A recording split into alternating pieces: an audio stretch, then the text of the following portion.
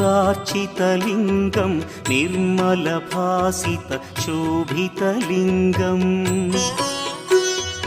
जन्मजदुःखविनाशकलिङ्गं तत्प्रणमामि सदा शिवलिङ्गम् देवमुनिप्रवरार्चितलिङ्गं कामदहन करुणाकरलिङ्गम् रावणदर्पविनाशकलिङ्गं तत्प्रणमामि सदा शिवलिङ्गम्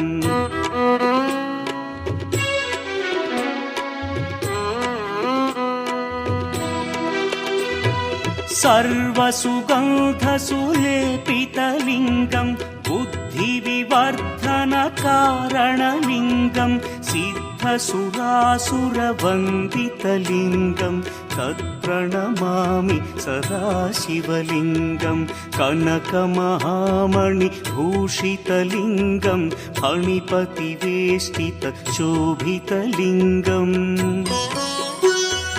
दक्षसुयज्ञविनाशनलिङ्गं तत्प्रणमामि सदा शिवलिङ्गम् कुङ्कुमचन्दनलेपितलिङ्गं पङ्कजहार सुशोभितलिङ्गम् सञ्चितपापविनाशनलिङ्गं तत्प्रणमामि सदा शिवलिङ्गम्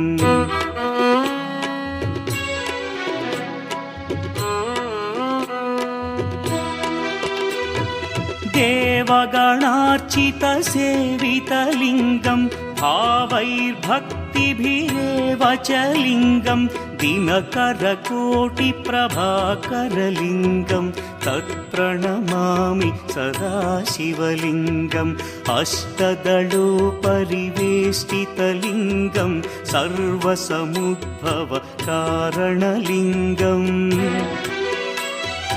अष्टदरिद्र्यविनाशनलिङ्गं तत्प्रणमामि सदा शिवलिङ्गम्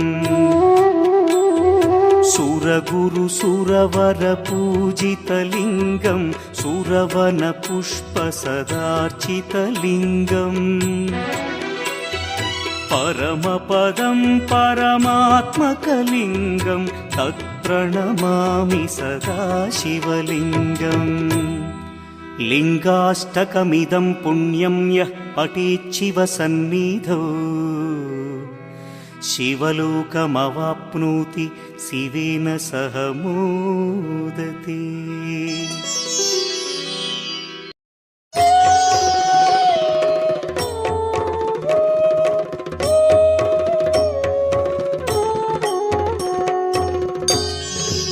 त्रिदलं त्रिगुणाकारं त्रिनेत्रं च त्रियायुधं त्रिजन्मपापसंहारम् एकबिल्वं शिवार्पणम् त्रिशाखैः बिल्वपत्रैश्च अच्छिद्रैः कोमलैः शुभैः तव पूजां करिष्यामि एकबिल्वं शिवार्पणम् कोटिकन्या महादानं तिलपर्वतकोटयः काञ्चनं शैलदानेन एकबिल्वं शिवार्पणम् काशीक्षेत्रनिवासं च कालभैरवदर्शनौ प्रयागे माधवं दृष्ट्वा एकबिल्वं शिवार्पणम् इन्दुवारे व्रतं स्थित्वा निराहारो महेश्वर नक्तं हौष्यामि देवेश एकबिल्वं शिवार्पणम् रामलिङ्गप्रतिष्ठा च वैवाहिककृतं तथा तटाकादि च सन्तानम् एकबिल्वं शिवार्पणम् अखण्डबिल्वपत्रं च आयुतं शिवपूजनं कृतं नाम सहस्रेण एकबिल्वं शिवार्पणम् उमया सह देवेश नन्दिवाहनमेव च भस्मलेपन सर्वाङ्गम् एकबिल्वं शिवार्पणम् सालग्रामेषु विप्राणां तटाकं दशकूपयो यज्ञकोटिसहस्रस्य एकबिल्वं शिवार्पणम् दन्तिकोटिसहस्रेषु अश्वमेधशतक्रतौ कोटिकन्या महादानम् एकबिल्वं शिवार्पणम् बिल्वानां दर्शनं पुण्यं स्पर्शनं पापनाशनम् अघोरपापसंहारम् एकबिल्वं शिवार्पणम् सहस्रवेदपाठेषु ब्रह्मस्थापनमुच्यते अनेकव्रतकोटीनाम् एकबिल्वं शिवार्पणम् अन्नदानसहस्रेषु सहस्रोपनयनं तथा अनेकजन्मपापानि एकबिल्वं शिवार्पणम् बिल्वाष्टकमिदं पुण्यं यः पठेत् शिवसन्निधौ शिवलोकमवाप्नोति एकबिल्वं शिवार्पणम्।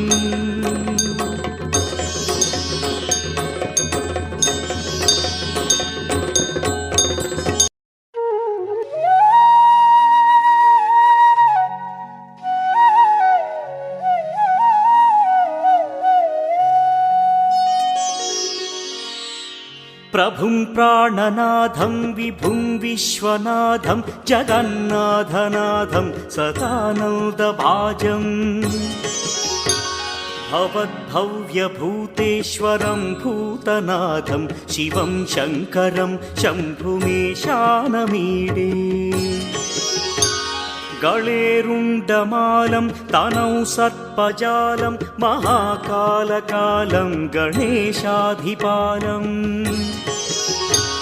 जटाजूटगङ्गोत्तरं गैर्विशिष्यं शिवं शङ्करं शम्भुमेशानमीडे मुदामाकरं मण्डनं मण्डयन्तं महामण्डलं भस्मभूषाधरन्तम् अनादिं ह्यपारं महामोहमारं शिवं शङ्करं शम्भुमेशानमीडे वटाधो निवासं महाट्टाट्टहासं महापापनाशं सदा सुप्रकाशम् गिरीशं गणेशं सुरेशं महेशं शिवं शङ्करं शम्भुमेशानमीडे गिरीन्द्रात्मजा सङ्गृहीतार्थदेहं गिरौ संस्थितं सर्वदा पन्नगेहम् परब्रह्म ब्रह्मादिभिर्वन्द्यमानं शिवं शङ्करं शम्भुमेशानमीडे कपालं त्रिशूलं कराभ्यां दधानं पदाम्भोजनं राय कामदधानम् बलिवर्धयानं सुराणां प्रधानं शिवं शङ्करं शम्भुमेशानमीडे शरच्चन्द्रगात्रं गणानन्दपात्रं त्रिनेत्रं पवित्रं धनेशस्य मित्रम् अपर्णाकळत्रं सदा सच्चरित्रं शिवं शङ्करं शम्भुमेशानमीडे हरं सर्पहारं चिताभूविहारं भवं वेदसारं सदा निर्विकारम् श्मशाने वसन्तं मनोजं दहन्तं शिवं शङ्करं शम्भुमेशानमीडे स्वयं यः प्रभाते नरशूलपाणे पठे स्तोत्ररत्नं त्विह प्राप्य रत्नम् सुपुत्रं सुधान्यं सुमित्रं कळत्रं विचित्रैः समाराध्य मोक्षं प्रयाति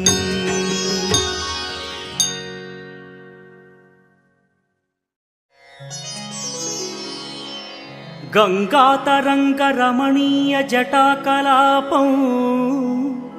गौरी निरन्तर विभूषित वामभागम् नारायणप्रियमनङ्गमदापहारं वाराणसीपुरपतिं भज विश्वनाथम् वाचामगोचरमनेकगुणस्वरूपं वागीश विष्णुसुरसेवितपादपीठम् वामेन विग्रहवरेण्यकळत्र वाराणसीपुरपतिं भज विश्वनाथम् भूताधिपं भुजगभूषणभूषिताङ्गम् व्याघ्राजिनाम्बरधरं जटिलं त्रिनेत्रम् पाशाङ्कुशाभयवरप्रदशूलपाणिं वाराणसीपुरपतिं भज विश्वनाथम् सीतां सुशोभितकिरीटविराजमानौ फालेक्षणानलविशोषितपञ्चबाणम् नागाधिपारचितभासुरकर्णपूरं वाराणसीपुरपतिं भज विश्वनाथम् पञ्चाननं दुरितमत्तमतङ्गजानां नागान्तकं दनुजपुङ्गवपन्नगानां दावानलं मरणशोकजराटवीनां वाराणसीपुरपतिं भज विश्वनाथम् तेजोमयं सगुणनिर्गुणमद्वितीयम् आनन्दकन्दमपि राजितमप्रमेयम् नागात्मकं सकलनिष्कळमात्मरूपं वाराणसीपुरपतिं भज विश्वनाथम् आशां विहाय परिहृत्य परस्य निन्दा पापेरतिं च सुनिवार्य मनस्समाधौ आदाय हृत्कमलमध्यगतं प्रदेशं वाराणसीपुरपतिं भज विश्वनाथम् रागादिदोषरहितस्वजनानुरागं वैराग्यशान्तिनिलयं गिरिजासहायं माधुर्यधैर्यशुभगं करलाभिरामौ वाराणसीपुरपतिं भज विश्वनाथम् वाराणसीपुरपतेस्तवनं शिवस्य व्यासोक्तमष्टकमिदं पठिता मनुष्या विद्यां श्रियं विपुलसौख्यमनन्तकीर्तिं सम्प्राप्य देहविलये लभते च मोक्षम् विश्वनाथाष्टकमिदं यः पठेच्छिव सन्निधौ शिवलोकमवाप्नोति शिवेन सह मोदते।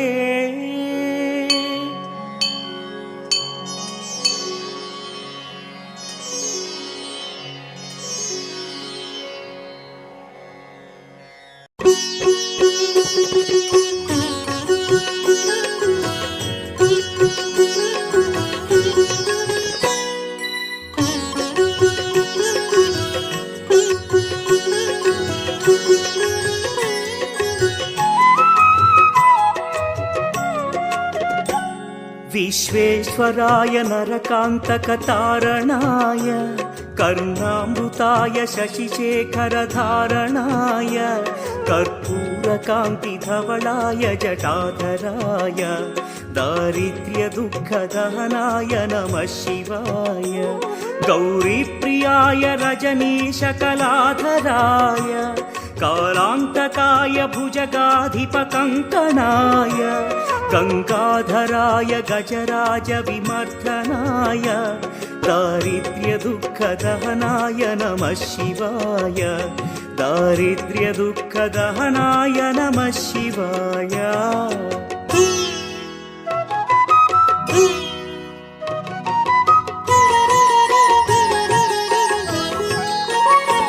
भक्तप्रियाय भवरोगभयापहाय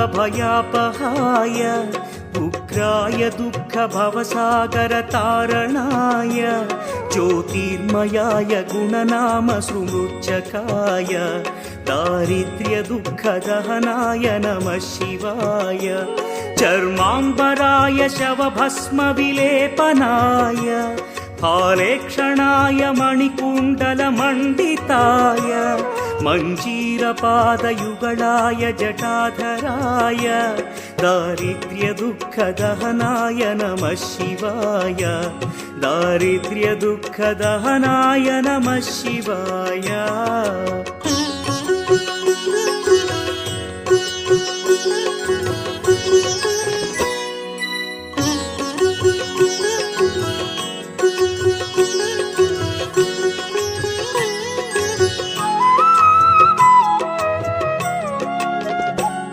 पञ्चाननाय फणिराजविभूषणाय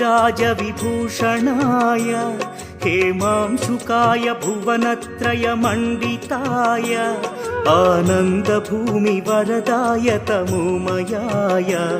दारिद्र्यदुःखदहनाय नमः शिवाय भानुप्रियाय भवसागरतारणाय कालान्तकाय कमलासनपूजिताय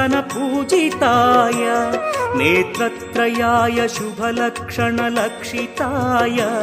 दारिद्र्यदुःखदहनाय नमः शिवाय दारिद्र्यदुःखदहनाय नमः शिवाय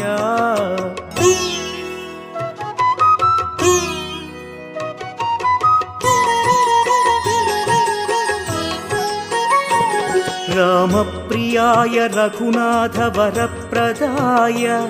नामप्रियाय नरकार्णवतारणाय पुण्येषु पुण्यभरिताय सुरार्चिताय दारिद्र्यदुःखदहनाय नमः शिवाय मुक्तीश्वराय फलदाय गणेश्वराय गीतप्रियाय वृषभेश्वर वाहनाय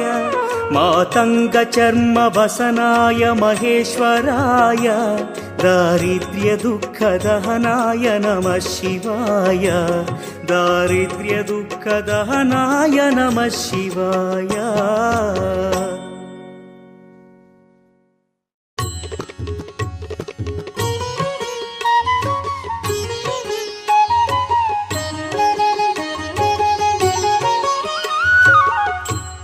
चाम्पेय गौरार्धशरीरकायै कर्पूर गौरार्धशरीरकाय धम्मिल्लकायै च जटाधराय नमः शिवायै च नमः शिवाय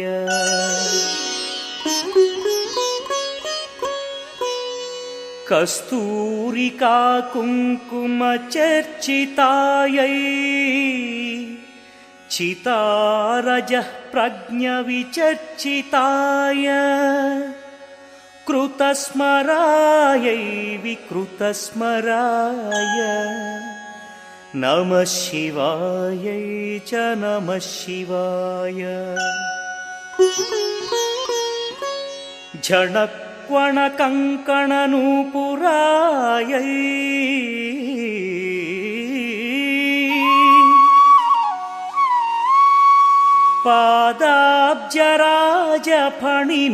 पादाब्जराजफणिनूपुराय हेमाङ्गदायै भुजगाङ्गदाय नमः शिवायै च नमः शिवाय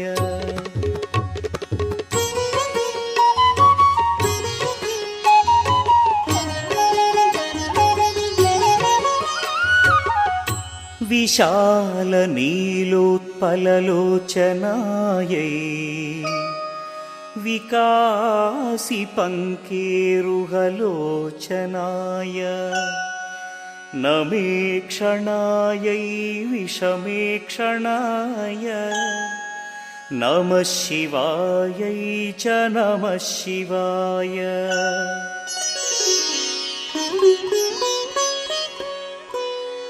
मन्दारमाला कलितालकायै कपालमालाङ्कितकन्धराय दिव्याम्बरायै च दिगम्बराय నమః శివాయై చ నమః శివాయ. అంబోధర శ్యామల కుంతలాయై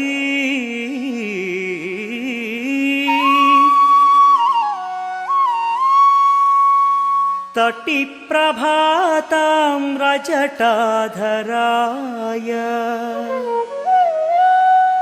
నిరీశ్వరాయై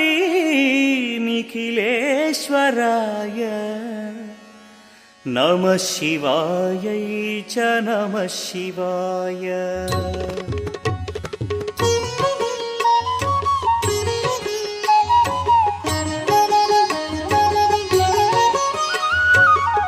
ప్రపంచ సృష్ట్యున్ముఖలాస్యకాయై సమస్త సంహారక తాండవాయ జగజ్జనన్యై జగదేకపిత్రే నమః శివాయై చ నమః శివాయ.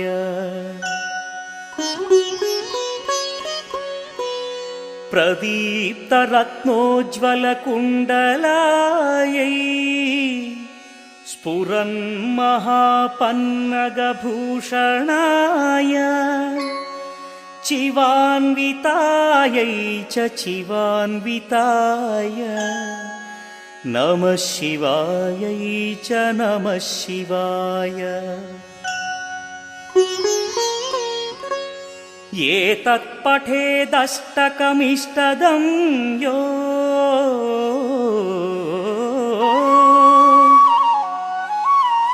భక్త్యా సమాన్యో భువి దీర్ఘజీవీ ప్రాప్నోతి సౌభాగ్యమనంతకాలం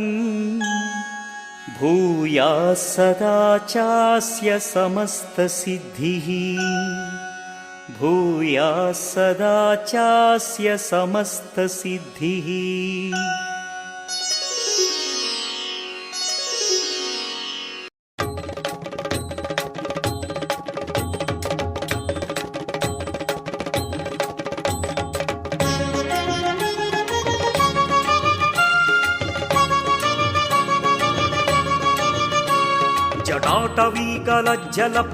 జటాటవీకలజ్జలప్రవాహపావితస్థలే గలేవలంబ్యలంబితాంభుజంగతుంగమాలికాం డమడ్ఢమడ్ఢమడ్ఢమన్నినాదవడ్ఢమర్వయం చకార చండతాండవం తనోతు నః శివః శివం. జటాకటాహ సంభ్రమ భ్రమన్నిలింప నిర్ఝరి విలోల వీచి వల్లరీ విరాజమానమూర్ధని ధగద్ధగద్ధగజ్వలల్లలాట పట్టపావకే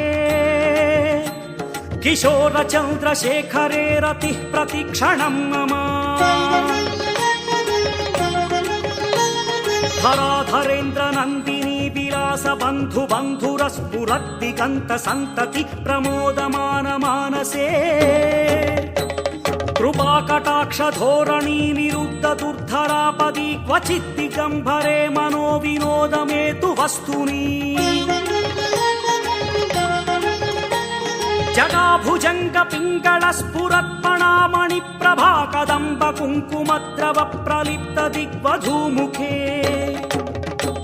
మధాంధ సింధుర స్ఫురత్వగుత్తరీయ మేదురే మనో వినోదమద్భుతం బిభర్తు భూత భర్తరీ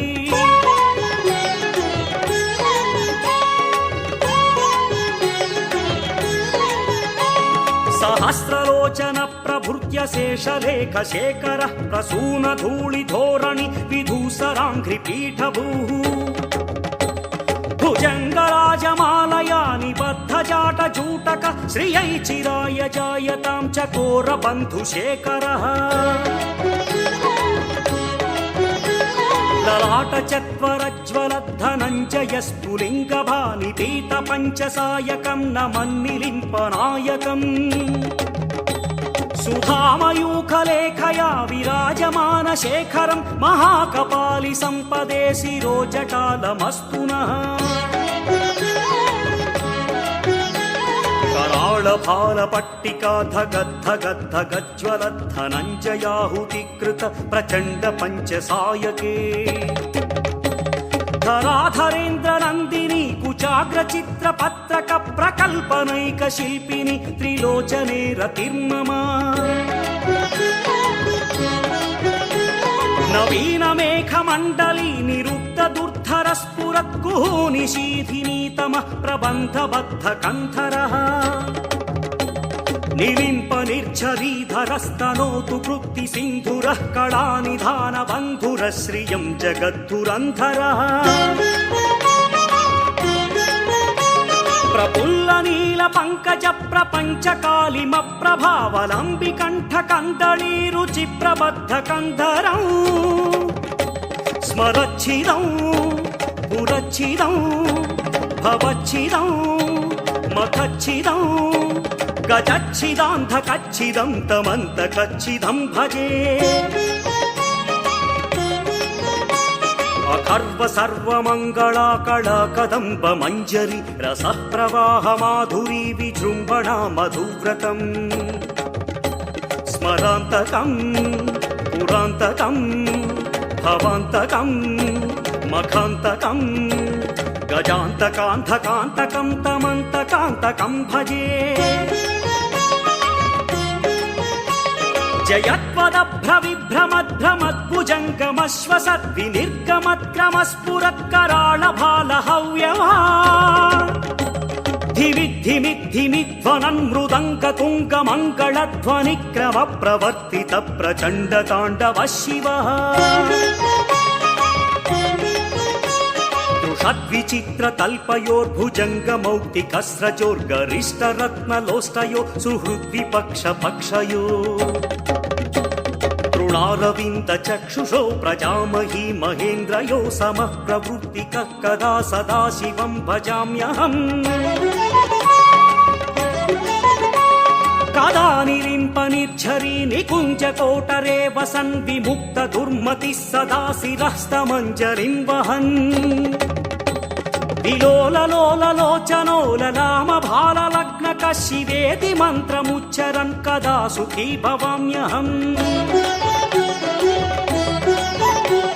इमं हि नित्यमेव मुक्तमुत्तमोत्तमं स्तवं पठन् स्मरन् ब्रुवन्नरो विशुद्धमेति सन्ततम् हरे गुरौ सुभक्तिमाशु याति नान्यथा गतिं विमोहनं हि देहिनं सुशङ्करस्य चिन्तनम्